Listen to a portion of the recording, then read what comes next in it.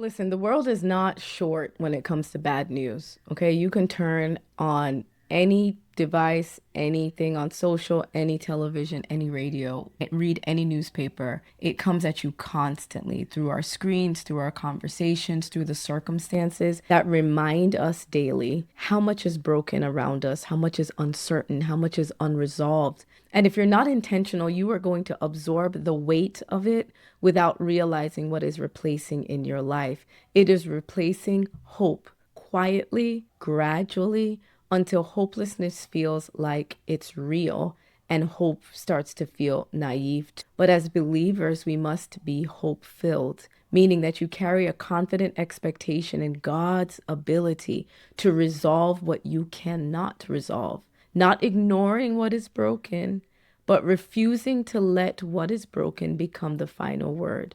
So Romans 15, verse 13 declares, "May the God of hope fill you with all joy and peace as you trust in him, so that you may overflow with hope by the power of the Holy Spirit."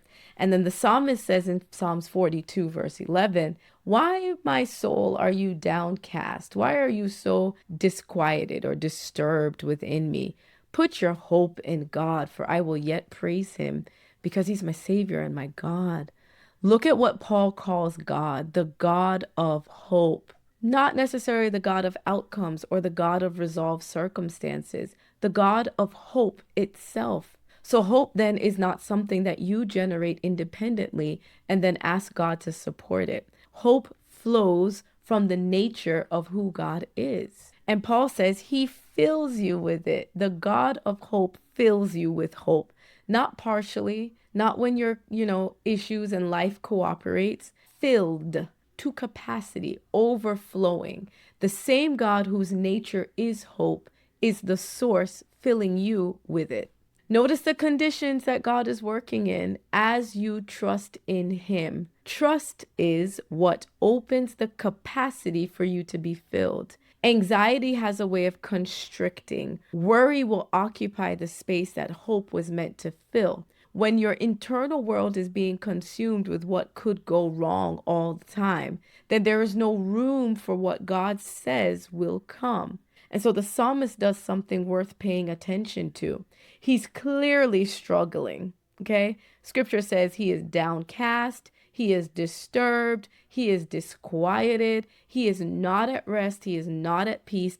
His soul is in a difficult place. Have you ever been there? Maybe you're there right now. And the psalmist shows us what to do. Instead of pretending like none of these feelings exist, instead of pretending that, everything is fine, he has a conversation with himself and he talks to his soul and he says, "Hey, why are you downcast? Why are you so despondent? Why are you at the point of despair?" He is confronting his own hopelessness rather than just feeling it. And it's not a performance of positivity. He's questioning the very narrative that his soul is building within him. And then he redirects it. He says, "Okay, I see what you're doing over there, wanting to be discouraged and despondent and in despair and all of that. But here's what we're gonna do. Put your hope in God." That word put is not passive, it is a decision. It is recognizing the feelings and what's going on, and yet you still choose to place your hope not in the thing that's causing you the distress, not in the conditions or the world that we're living in with all the bad news. No, you put your hope somewhere else intentionally. And the psalmist is telling his own soul to move it from wherever it's currently hanging out to resting in Almighty God. So here's what hope is not. It is not optimism, which is just a personality type. It's not denial, which is when you avoid something, but you do it with a smile on your face. Hope is also not wishful thinking because wishful thinking has no anchor to it. Biblical hope is a confident expectation based on the character of God. You are not hoping that things will work out in general. You are expecting God to be who God has always been. He has always been faithful. He's always been present. God has always been able in the middle of what is currently unresolved in your life. And so then Paul says you overflow with hope by the power of the Holy Spirit. That word overflow matters because hope-filled people affect the atmosphere that is around them. When you genuinely are filled with hope, it will spill into how you speak, how you pray for other people, how you respond to difficulty. People are watching you navigate your life. And so the world will produce doom and gloom in abundance. It doesn't need you to add to that supply. What the world is short on is people who carry a confident expectation in a God who is still moving, who is still faithful, who is still able to resolve what looks impossible from where everyone else is standing. So the psalmist says, you know what? I will yet praise him. I will yet praise him. Yet, that word carries everything. I'm not going to praise him because everything is fine. I'm not going to praise him because I don't have any issues or struggles. I'm not going to I will yet, meaning currently things are not resolved, but my expectation of what is coming has not been canceled by what is present in front of me. That is hope. Not yet resolved, but not yet finished either.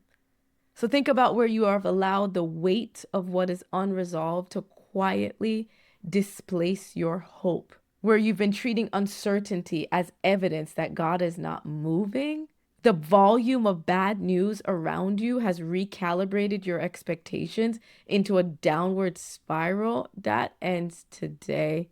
We are hope filled because the God of hope has not changed. His ability has not been affected by the current events. His faithfulness is not contingent upon favorable conditions.